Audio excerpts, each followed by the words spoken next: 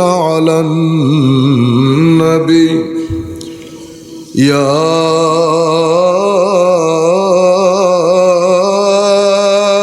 أيها الذين آمنوا صلوا عليه وسلموا تسليما اللهم صل على سيدنا مولانا محمد وعلى آل سيدنا مولانا محمد أكبادنا مجروحة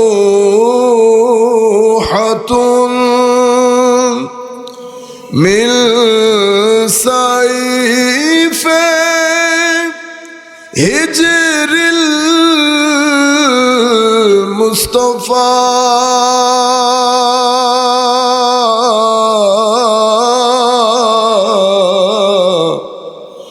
طوبى لأهل بلدة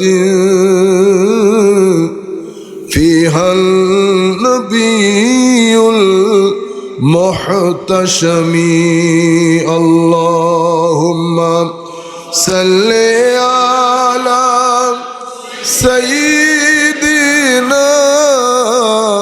مولانا محمد وعلى آل سيدنا مولانا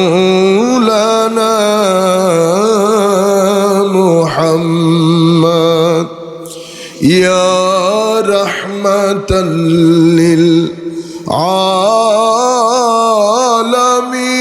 للعالمين أنت شفيع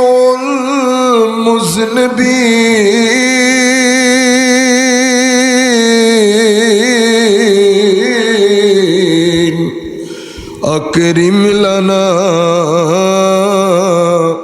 يوم الحزين فضلا وجودا والكرم اللهم صل على سيدنا مولانا محمد وعلى آل سيدنا مولانا محمد بسم الله الرحمن الرحيم قال الله سبحانه وتعالى في القرآن الكريم وأن لو استقاموا على الطريقة لأسقيناهم ماء غدقا صدق الله مولانا العظيم وصدق رسوله النبي الحبيب الكريم ونحن على ذلك لمن الشاهدين والشاكرين رب صل وسلم وبارك عليه Asia উপমহাদেশের ঐতিহ্যবাহী সোনাকান্দা দারুল হুদা দরবার শরীফের 2 দিন ব্যাপী আজকের সমাপনী দিবসের আমি যদি ভুল না করি এই ইসালে সওয়াব ওয়াসাল শরীফ মাহফিলের জনসমুদ্রে দাঁড়িয়ে প্রথমে আমরা আল্লাহর দরবারে শুকরিয়া আদায় করছি আল্লাহ এতগুলা মানুষকে একসাথে বসানো অবস্থায় দেখার তৌফিক দান করেছে আমরা আপনাদের সবাইকে বিশেষ করে অত্র দরবারের সম্মানিত পীর সাহেব মুদ্দাজিল্লুহুল আলী, অত্র মাদ্রাসার সম্মানিত উলামাই কেরাম, আসাতিজাই কেরাম, দূর দূরান্ত থেকে আপনারা যারা অত্র দরবারের মুরিদিন, মুতাল্লিকিন, মুহিব্বিন যারা এসেছেন, অনলাইনের মাধ্যমে যারা যেখান থেকে বসে আমাদেরকে শুনছেন, আমরা সকলের প্রতি আমাদের অন্তরের অন্তঃস্থল থেকে সশ্রদ্ধ সালাম জ্ঞাপন করছি। আসসালামু আলাইকুম ওয়া রাহমাতুল্লাহি তাআলা ওয়া বারাকাতুহু। আমাদের সময় যেহেতু সংক্ষিপ্ত, রাত অনেক গভীর হয়েছে, এই সময় তো আসলে তকরির শোনার সময় না। সেই জন্য আমরা চেষ্টা করব আউলিয়ায়ে কেরামের কিতাব থেকে আউলিয়ায়ে কেরামের কিছু হাল শোনার জন্য, যাতে আমরা যেই দরবারে এসেছি আমরা যেন বুঝতে পারি এটা আসলে কিসের দরবার, এবং কিছু জিনিস জানা আমাদের জন্য এই মুহূর্তে বড় জরুরি হয়ে গেছে। সম্মানিত উপস্থিতি, আল্লাহ রাব্বুল আলামিন কোরআনে পাকের মধ্যে কিছু মেসাল দিয়ে দিয়ে, উদাহরণ দিয়ে দিয়ে মানুষকে কিছু জিনিস বুঝিয়েছেন। সেই কারণে উদাহরণ দিয়ে জিনিস বুঝানো আল্লাহরও সুন্নত, আমার নবীরও সুন্নত। যেই উদাহরণগুলো দিয়েছেন সেই উদাহরণগুলোর ক্ষেত্রে পানি এবং আগুন এটা অনেক বেশি ব্যবহৃত হয়েছে। ইমাম ইবনে কাসির ওনার তাফসীরের কিতাবের মধ্যে বিষয়গুলো এনেছেন। পানি, জমিন, জমিনে যেমন পানি পড়লে জমিন জিন্দা হয়, অনুরূপভাবে আমার আল্লাহ মুমিনের কলব বাতেনকে জমিনের সাথে সাদৃশ্য করেছেন এবং হেদায়েতকে বৃষ্টির পানির সাথে তুলনা করেছেন। পানি যেমন জমিনে পড়ে জমিনের উর্বরতা শক্তি বাড়িয়ে শাক সবজি তরুলতা উৎপাদন করতে সহায়তা করে, সেটা খেয়ে কুল কায়নাত আল্লাহর সৃষ্টি জীবিত থাকে, ঠিক সেভাবে মানুষের কলব বাতেনের মধ্যে আল্লাহ রাব্বুল আলামিনের পক্ষ থেকে আনিত আমার নবীর মাধ্যমে হেদায়েতের বর্ষণ হয়। সেই বর্ষণও মুমিনের কলব বাতেনের জমিনের মধ্যে পড়ে। এখানে শাকসবজি উৎপাদন হয়, এখানে হেদায়েতের চশম চেরাগ প্রবাহিত হয়, এটা খেয়ে মানুষ জিন্দা হয়, এটা পান করে মানুষের রুহানি জিন্দেগির মধ্যে জিন্দেগির সঞ্চার হয়। এটাও জিন্দেগি, এটাও জিন্দেগি। বৃষ্টির পানি যেমন পুকুরের মধ্যেও পড়ে, নালা নর্দমার মধ্যেও পড়ে। পুকুরের মধ্যে পড়লে ব্যবহার করতে পারবেন, নালা নর্দমার মধ্যে যদি বৃষ্টির পানি পড়ে ব্যবহার করা যায়, বরং এই পানি যেখানে ঢুকে সেটাকেও অপবিত্র করে ফেলে। কিন্তু উপর থেকে যখন পানি পড়েছে, পানি অপবিত্র ছিল না, পবিত্র ছিল। ঠিক সেভাবে মুসলিম শরীফের রিওয়ায়াতের মধ্যে আমার নবী ইরশাদ করছেন, ইন্না মাসালা মা বাআসানি আল্লাহু বিহি মিনাল হুদা ওয়াল ইলম, আল্লাহ যেই ইলম এবং যেই হেদায়েত দিয়ে আমাকে পাঠিয়েছেন সেটা বৃষ্টির পানির মতো। কিসের মতো? বৃষ্টির পানির মতো। বৃষ্টির পানি যেমন কিছু জমিনের মধ্যে পতিত হয়, সেখান থেকে শাকসবজি ফুটে উঠে, আপনারা আমি কিছুক্ষণ আগে বলেছি সেটা। তো বৃষ্টির পানি আমার নবী বলছেন কিছু বৃষ্টির পানি কিছু জমিনের মধ্যে পড়ে, সেটা মারদে হকের রুহানি জমিন।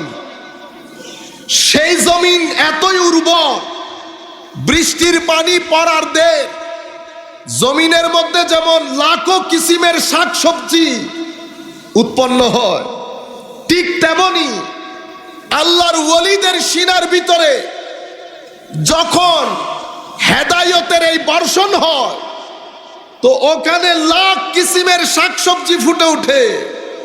আল্লাহর ওলিদের সিনার মধ্যে লাখো ধরনের নূর তৈরি হয়। ওইটাকে মানুষ কুল কায়নাত পৃথিবীতে জীবিত থাকে, আর এই নূরের সংস্পর্শে এসে কোটি মানুষ আল্লাহর পথের দিশা পান, আল্লাহর নৈকট্য অর্জন করেন, আল্লাহর রেজামন্দি অর্জন করেন। এবং সুবহানাল্লাহ, পানি কিছু এমন আছে, এই পানি যখন সিনার মধ্যে পড়ে সেই সিনা জীবিত হয়, অতঃপর সেই সিনার মধ্যে আল্লাহর নূর আসে। নূর যখন আসে সিনা প্রশস্ত হয়, শরহু সদর হয়, বাস্তুল কলব হয়। আফামান শারাহাল্লাহু সাদরাহু লিল ইসলামে ফাহুয়া আলা নূরিম মির রাব্বে। তখন রুহানি জগতের মধ্যে এত এনার্জি আসে, এত এনার্জি আসে, আধুনিক বিজ্ঞানের ভাষায় সেই এনার্জি যেতে যেতে 500 লেভেলে চলে যায়। কয়শো লেভেল? 500 লেভেল। বর্তমান মানুষের রুহানি এনার্জি 250-র নিচে। আমি বলতেছি না, বিজ্ঞান বলতেছি। আপনারা যারা ফার্দার স্টাডি করতে চান, power versus force, doctor David Hawking, best seller book. মাদ্রাসার ছাত্রদেরকে তো বলবো, যারা এই ধরনের দরবারের সাথে জড়িত, তাদের জন্য তো এটা ফরজে আইন হয়ে গেছে পড়া। আপনি এই বই পড়বেন, তরিকত তাসাউফের কিতাব পড়বেন। প্রত্যেক জিনিস যেটা উনি বৈজ্ঞানিকভাবে এস্টাবলিশ করেছেন, এটা আমাদের সুফিয়ায়ে কেরাম আজকে থেকে 1200 বছর আগে তাদের কিতাবের মধ্যে লিপিবদ্ধ করে গেছে। যেটাকে সুফিয়ায়ে কেরাম নূর বলেছেন, সেটাকে ইনারা এনার্জি বলছে। কি বলছে? এনার্জি। আমরা শক্তি দিয়ে কাজ করি। মানুষের যেমন দৈহিক শক্তি থাকে, ঠিক সেরকম মানসিক শক্তি থাকে। দৈহিক শক্তির জন্য যেমন ব্যায়াম করতে হয়, নির্দিষ্ট কিসিমের খাদ্য গ্রহণ করতে হয়, ভিটামিন, ক্যালোরি, প্রোটিন গ্রহণ করতে হয়, এটার মাধ্যমে দৈহিক শক্তি বাড়ে। ঠিক সেভাবে মনের শান্তির জন্য, রুহানি শক্তির জন্য, এনার্জির জন্য এখানেও ব্যায়াম করতে হয়। সেই এক্সারসাইজকে আল্লাহর ওলিরা মুজাহাদা বলে। কি বলে? মুজাহাদা। এখানেও খাদ্যদ্রব্য গ্রহণ করতে হয়, কিন্তু এটা দৈহিক খাদ্যদ্রব্যের মতো না। এই খাদ্যদ্রব্যের মধ্যে আছে আল্লাহর সৃষ্টি নিয়ে গভীর চিন্তা করা, যেটাকে ওনারা বলেছেন ডিপ থিংকিং। আল্লাহর ওলিরা সেটাকে মুরাকাবা বলে। আর সৃষ্টির, আল্লাহর সৃষ্টির জন্য কাজ করা, আল্লাহর সৃষ্টির জন্য কাজ করা। সুফিয়ায়ে কেরাম আমাদেরকে বলছেন ইনফাক করা, মানে গরিব অসহায় মিসকিনকে নির্বিচারে তাদেরকে সহায়তা করা যতদূর সম্ভব, এবং আল্লাহর ইবাদত, কোরআনের তিলাওয়াত, দরুদে পাক, মানুষকে সহযোগিতা, আল্লাহর সৃষ্টি সম্পর্কে গভীর চিন্তা করা। এই বিষয়গুলো মানুষের অন্তরের শক্তিকে বাড়ায়। 200 থেকে 250, 250 থেকে 300, যেতে যেতে 500 পর্যন্ত যায়। যখন 500 পর্যন্ত যায় এই শক্তি, তখন ওই ব্যক্তি রুহানিভাবে এত বেশি এনার্জেটিক হয়ে যায়। আমাদের এখানে পালোয়ানরা দেখেন না, 1 মণ ওজন উঠিয়ে ফেলে 2 হাত দিয়ে। শক্তি শরীরের প্রকাশ পায় হাত দিয়ে। অনুরূপভাবে রুহানি শক্তি কলব বাতেনের প্রকাশ পায় দৃষ্টি দিয়ে। কি দিয়ে? দৃষ্টি দিয়ে। আল্লাহর ওলিরা তখন আর জবানে কথা বলতে হয় না। কেন? কারণ মনের ভিতরে রুহানি ভাবে যেই শক্তি ধারণ করে, সেই শক্তি উনি যেদিকে চোখ দেন সেই সিনার ভিতরে শক্তি ট্রান্সফার হয়ে যায়, কনভে হয়ে যায়, উনি কোনো কথা বলতে হয় না। সেই কারণে মা বাবা, শিক্ষক, আমরা সবাই, আমাদের জন্য এটা অতীব গুরুত্বপূর্ণ। আপনি যদি রাত দিন বলেন ঠিক হয়ে যাও, ঠিক হয়ে যাও, ঠিক হয়ে যাও, এটা আপনার মুখের কথা, কেউ ঠিক হবে না আপনার কথা দিয়ে। কিন্তু ভিতরে যদি আপনি পজিটিভ এনার্জি রাখেন, পজিটিভ শক্তি, নূর, যেটা ইবাদত থেকে আসে, কলব বাতেন থেকে আসে, যদি সেটা রাখেন তো কথা বলতে হয় না। আপনি যার সাথেই বসবেন অটোমেটিক্যালি আপনার আতরের খুশবু যেমন তার নাকে লাগবে, অনুরূপ ভাবে আপনার রুহানি শক্তি তার সিনা ভেদ করবে, তার সিনা ভেদ করবে। যেখানেই আপনি যাবেন কথা বলতে হবে না, হায় হায় হায়, কথা বলতে হয় না। যেখানেই যাবেন মরা দিল জিন্দা হবে, মরা গাছের মধ্যে জিন্দেগি আসবে। কেন?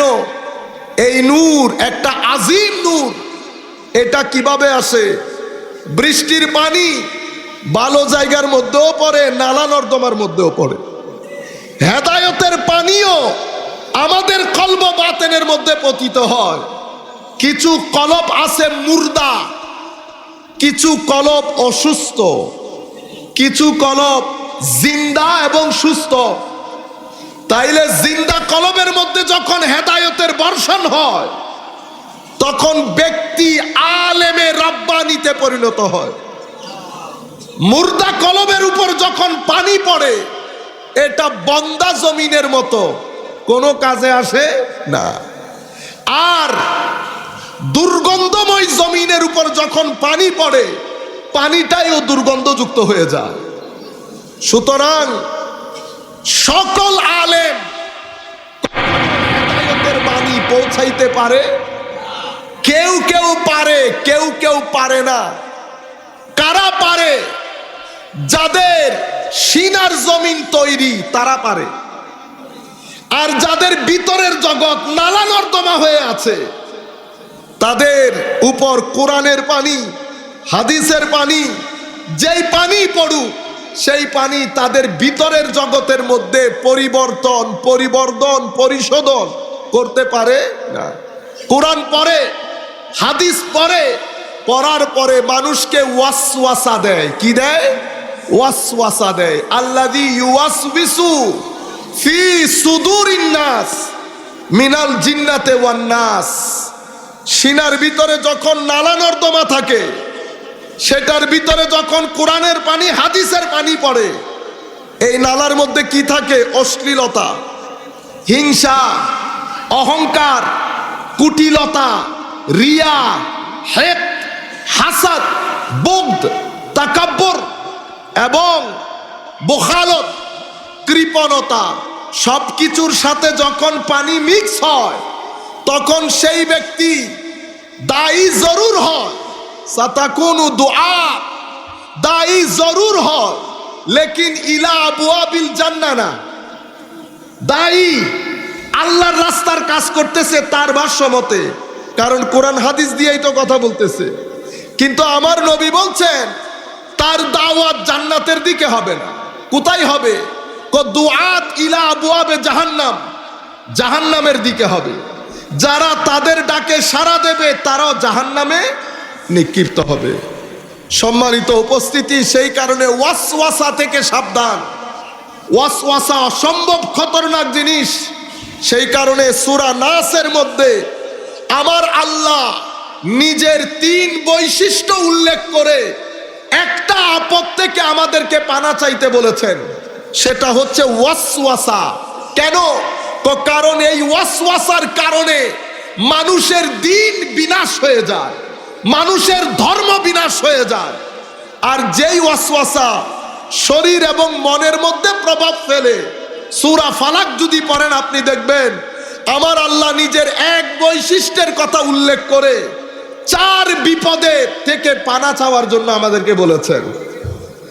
সেই 4 বিপদ কিছু আমার শরীরের সাথে সম্পৃক্ত, কিছু আমার কলব বাতেনের সাথে সম্পৃক্ত। সেই কারণে আল্লাহ নিজের গুণ তুলে ধরেছেন একটা, কুল আউযু বিরাব্বিল ফালাক। সূরা নাসের মধ্যে বিপদ একটা, আল্লাহ বৈশিষ্ট্য উল্লেখ করেছেন নিজের তিনটা, কুল আউযু বিরাব্বিন নাস, মালিকিন নাস, ইলাহিন নাস। আমি আমার ইলার কাছ থেকে, মালিকের কাছ থেকে, প্রতিপালকের কাছে আশ্রয় কামনা করছি একটা জিনিসের, যেটা আমার দিনকে বিনাশ করে দেয়। সেই কারণে শবে বরাত সম্পর্কে যে কথাগুলা চলতেছে এগুলা ওয়াসওয়াসা। কিছুদিন পরে তারাবির নামাজ সম্পর্ক আসবে, সেটাও ওয়াসওয়াসা। কেন? কারণ এই ওয়াসওয়াসা আপনার ভিতরে যাবে, শয়তান সেটাতে মাল মশালা লাগাবে, লাগিয়ে আপনাকে বারবার কনভিন্স করবে। যেই ছেলে 20 রাকাত তারাবি বাদে মসজিদ থেকে ঘরে আসতো না, সেই ছেলে কোন মুহূর্তে তারাবি ছেড়ে দিয়েছে বুঝতেও পারে না। কিসের কারণে? আল্লাযী ইউওয়াসবিসু ফি সুদুরিন নাস। ওয়াসওয়াসা সিনায় আসে, নূরও সিনায় আসে। সম্মানিত উপস্থিতি, সেই কারণে দেখবেন যেই ছেলে সারা রাত ইবাদত করত, শবে বরাতের মধ্যে ঘুমাতো না, সেই ছেলে এই ওয়াসওয়াসা ধীরে ধীরে ধীরে তাকে কনভিন্স করেছে। সেই ছেলে তারা শবে বরাতের দিন এশারের নামাজ পড়ে এসে ঘুমিয়ে যায়। কে করেছে? ওয়াসওয়াসা। কে দিয়েছে? মৌলবী। কিভাবে দিতে পারলো? তো কারণ খুদার হেদায়েতের পানি জরুর পড়েছে, কিন্তু সিনা তৈরি ছিল না। সিনা কি ছিল না? তৈরি ছিল না। সেই কারণে আমার নবী এলমকে 2 ভাগে ভাগ করে ফেলেছেন। একটাকে বলা হচ্ছে এলমে নাফে, উপকারী জ্ঞান। যেহেতু একটা উপকারী জ্ঞান, আমরা নির্দ্বিধায় বলতে পারি আরেকটা অপকারী জ্ঞান। জ্ঞান যখন অপকারী হয়, সেটা মুসলিম উম্মার কলব বাতেনকে ধ্বংস করে এবং দ্বীনকে ধ্বংস করে বলে। আমার নবী এই ধরনের জ্ঞান থেকে পানা চেয়েছেন, নবীর কারণে না, আমাদেরকে শিখানোর জন্য। আমার নবী ইরশাদ করেছেন, সৌফার বুখারী শরীফের মধ্যে এসেছে, নিশ্চয়ই ইন্নাল্লাহ লা ইয়াকবিদুল ইলমা ইনতিজাআন ইয়ানতাজিউহু মিনান নাস বাল ইয়াকবিদুল ইলমা বিকবদিল উলামা। আমার আল্লাহ বড় বড় আলেমদেরকে মৃত্যু দিয়ে জমিন থেকে উপকারী জ্ঞান তুলে ফেলবে। মাদ্রাসা থেকে যাবে, খানেকা থাকবে, গুগল থাকবে, লাইব্রেরি থাকবে, সব কিছু থেকে যাবে, কিন্তু সমাজ থেকে উপকারী জ্ঞান উঠে যাবে। কি হবে শেষ পর্যন্ত? আমার নবী বলছেন, হাত্তা, শেষ পর্যন্ত সমাজের মধ্যে কোনো আলেমে রব্বানি থাকবে না। আমাদের মতো জাহেলরা যার যা মন চায় বলবে। মানুষ কোনো প্রশ্ন করলে ফাআফতাউ বেগাইরে ইলম, না জেনে উত্তর দেবে, ফতোয়া দেবে, নিজেও পথভ্রষ্ট হবে, মানুষকেও পথভ্রষ্ট করবে। আলেমে রব্বানি থাকবে না। আলেমে রব্বানি কারা? আলেমে রব্বানি হচ্ছেন সেই সমস্ত হাস্তি যারা জাহেরে বাতেনে আমার নবীকে ধারণ করে, যাদের জবানে নবী, যাদের চোখে নবী, যাদের কানে নবী, যাদের মুখে নবী, যাদের কলবে নবী, যাদের রুহে নবী, যাদের সিরে নবী, যাদের খাফিতে নবী, যাদের আপাদ মস্তকের মধ্যে নবী থাকে, যারা নবীর চরিত্রে ফানা হওয়ার মাধ্যমে সিবগাতুল্লাহ তথা আল্লাহর রঙে রঙিন হয়, সেই সমস্ত আলেমে রব্বানি, যাদের চেহারা দেখলে ভিতরের জগৎ নরম হয়, যাদের চেহারা দেখলে পরকালের প্রতি আসক্তি আসে, যাদের চেহারা দেখলে ভদ্রতা আসে, যাদের চেহারা দেখলে চরিত্রের মধ্যে পরিবর্তন আসে, যাদের চেহারার মধ্যে এশকে ইলাহির নূর ভাসে, যাদের চেহারার মধ্যে এশকে রাসূলের নূর ভাসে, যাদের সুবতে বসলে পুরা বছরের সফর 1 সেকেন্ডের মধ্যে অতিক্রম করা যায়, সেই ধরনের আলেমে রব্বানির মজলিসে আমরা বসা। দেখেন, আল্লাহর ওলি চলে গেছে, কিন্তু বাজার বসিয়ে দিয়ে গেছে লাখো মানুষ কোটি টাকা খরচ করলেও এই জমায়েত করা সম্ভব না। এটা কিভাবে আসলো? এটা আল্লাহর ধরতির নিয়ম। চুম্বক যেখানে, লোহাও সেখানে। গাছ আর চুম্বক কখনো একসাথে যাবে